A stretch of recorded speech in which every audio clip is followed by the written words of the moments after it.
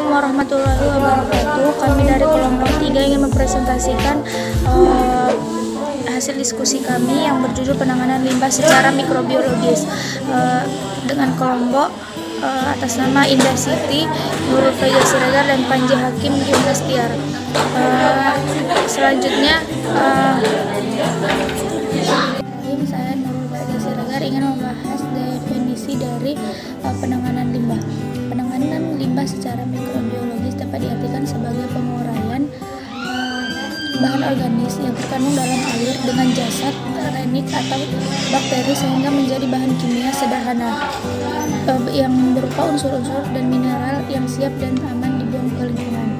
3 prinsip dalam penanganan limbah secara mikrobiologis. Yang pertama itu penanganan secara aerobik, yang kedua ada penanganan secara anaerobik, dan yang terakhir itu ada penanganan anoksik atau kombinasi. Untuk penanganan secara aerobik itu menggunakan atau melibatkan oksigen. Kemudian untuk penanganan terkait dengan anaerobik itu tidak membutuhkan oksigen. Untuk yang kombinasi, penanganan kombinasi atau anoksik,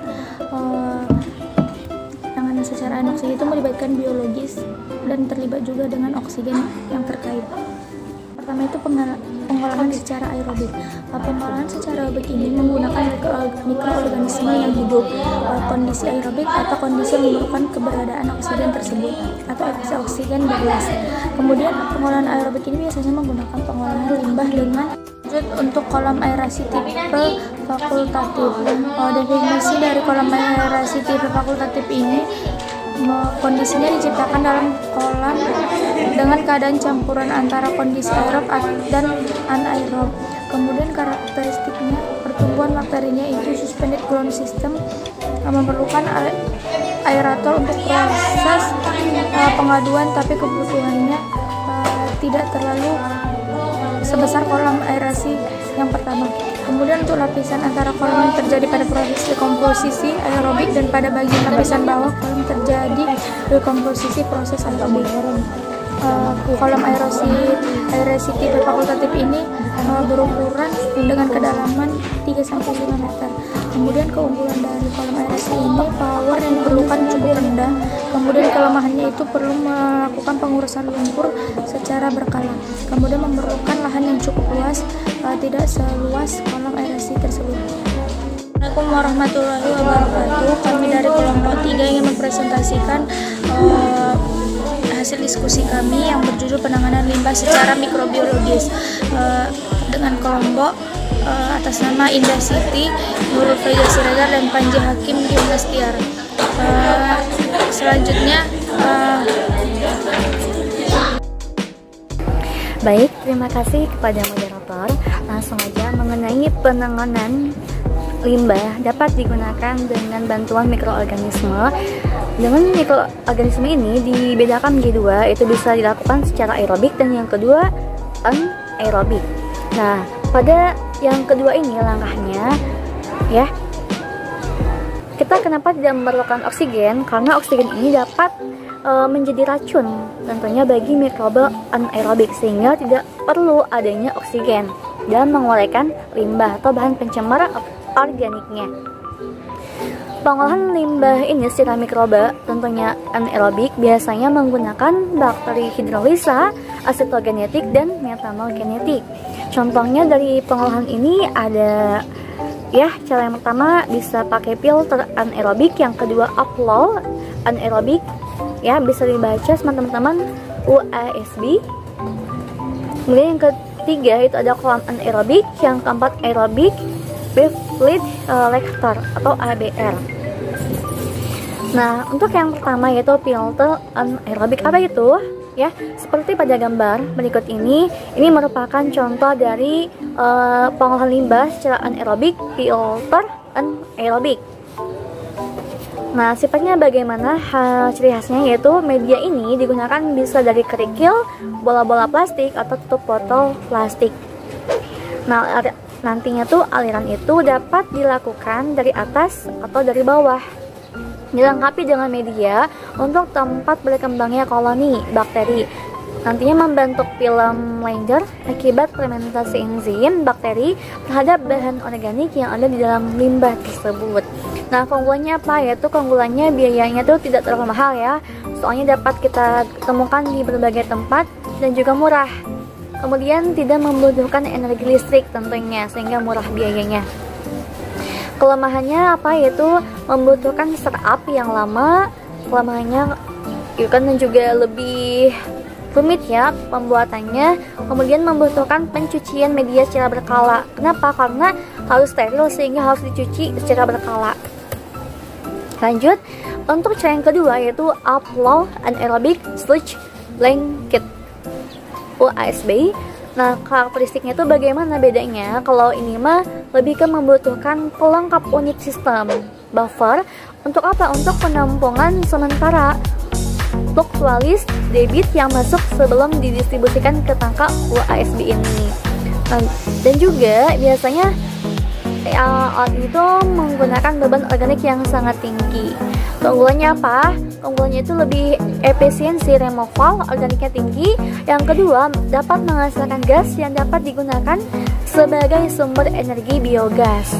Nah, kelemahannya itu memerlukan operator untuk mengatur aliran di dalam reaktor.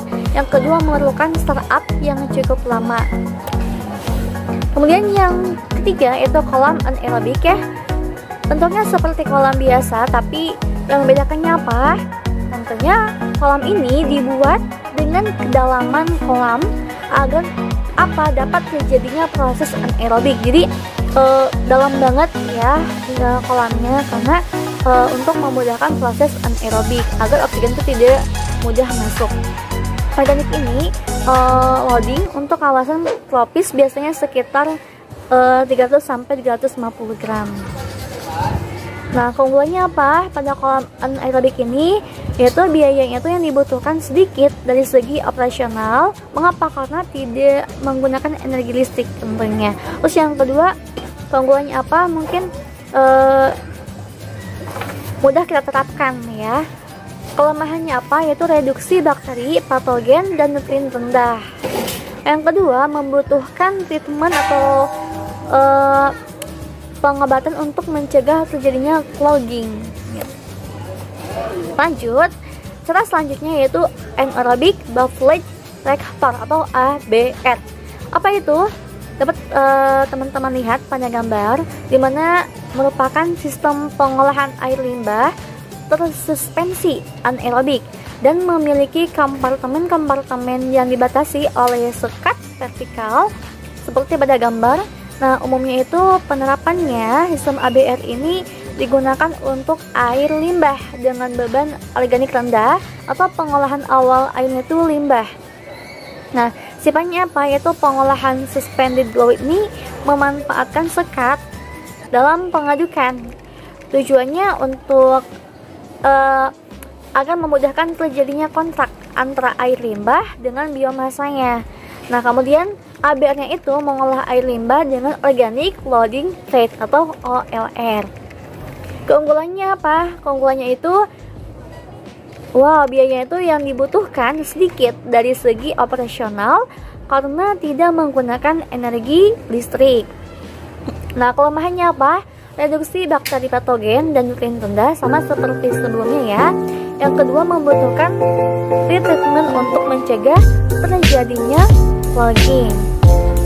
Nah, yang ketiga itu, selanjutnya selain adanya cara aerobik gitu kan, aerobik, yang ketiga itu kombinasi. Nah, kombinasi ini apa? Itu rupanya ada pengolahan lain secara kombinasi, di mana pengolahan ini mengkombinasikan atau menyatukan antara proses aerobik dan anaerobik. Contohnya biasanya pada biofilter, yang kedua dapat kita temukan pada bioreaktor membran. Apa itu biofilter? Seperti pada gambar ya, bentuknya seperti itu. Nah, itu adalah metode pengolahan air kotor atau limbah dengan memanfaatkan mikroorganisme sehingga menjadi air bersih yang dapat dimanfaatkan kembali. Nah, biasanya digunakan pada daerah-daerah yang pemukimannya kotor, jadi sulit untuk mendapatkan air bersih. Nah, nantinya akan disaring menggunakan biofilter untuk menghasilkan air bersih. Nah, sifatnya itu terdapat dua bak kontraktor, yaitu bak aerobik dan anaerobik. Yang kedua, karakteristiknya itu ciri khasnya prosesnya itu terjadi dalam biofilter, ada proses aerobik dan juga anaerobik gitu, atau anosik. Nah, di dalam bak kontraktor ini ya, pada anaerobik diisi dengan media bahan plastik tipe seperti sarang tawon. Nah, keunggulannya apa? Keunggulannya itu dapat menurunkan zat organik, amonia, nitrogen, fosfat, TSS, dan lain-lain. Nah, kelemahannya itu pada cara ini membutuhkan tenaga cukup besar untuk proses aerasi di bak kontraktor aerob. Yang kedua, membutuhkan pencucian media secara berkala agar menghasilkan air yang bersih. Lanjut ya. Nah, pada cara kombinasi ini rupanya ada cara lain, yaitu dengan bioreaktor membran. Seperti pada gambar ya berikut ini. Nah, ini adalah teknologi pengolahan air limbah yang sudah banyak diaplikasikan di seluruh dunia, rupanya bukan hanya di Indonesia. Dan teknologi ini tuh lebih baik daripada teknologi pengolahan konvensional lumpur aktif yang tidak bisa mengolah air limbah dengan debit air limbah yang berubah-ubah. Karakteristiknya bagaimana? Biasanya sistem pengolahannya itu menggunakan membran yang semacam lapisan itu seperti pada gambar. Kemudian prosesnya itu hampir sama dengan ASP sebelumnya, yang terdiri dari satu bak yang fungsinya untuk proses biologis dan filtrasi. Nah, keunggulannya itu dapat menghemat penggunaan lahan. Kemudian kelemahannya itu apa? Yaitu biaya perawatannya itu tinggi untuk membeli membran. Nah, pencuciannya juga membran harus rutin ya, karena untuk menjaga higienis gitu kan, dan juga supaya dapat menghasilkan pengolahan limbah yang dapat lebih baik, kualitasnya baik. Mungkin itu saja dari kami, kurang lebihnya kami mohon maaf. Syukran. Wassalamualaikum warahmatullahi wabarakatuh.